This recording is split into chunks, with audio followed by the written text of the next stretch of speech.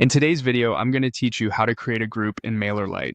By the end, you'll have a clearly labeled group ready to organize your email list, target your campaigns, and keep your subscribers neatly sorted. Groups in Mailerlite work like flexible labels you can assign to people, making it easy to send the right message to the right audience. Start by opening your Mailerlite dashboard. This is your home base for everything related to your account: subscribers, campaigns, automations, and more.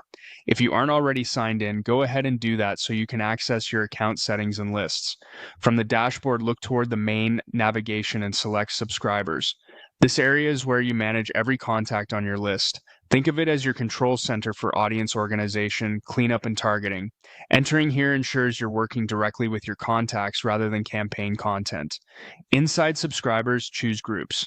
Groups are different from segments. Segments are rule-based and update automatically based on filters, while groups are more like tags you apply to people or add them to through forms and automations. For this walkthrough, we're creating a group you can use immediately for list organization and targeted sends. Now, click Create Group. You'll be prompted to add a name. This is an important moment. Pick something descriptive and actionable so anyone on your team immediately understands its purpose. Good examples include newsletter VIPs, new customers, webinar registrants, or seasonal promo 2026. Consistent naming keeps your account tidy and prevents confusion later. If you manage multiple brands or regions, consider a simple prefix like brand A or EU to keep things organized at a glance. Type your chosen group name into the field. Avoid special characters that could make searching or automation rules messy, and keep the name specific enough that you won't outgrow it in a week. You can edit this name later if your strategy shifts, but it's best to start clear. When you're happy with the name, click Create.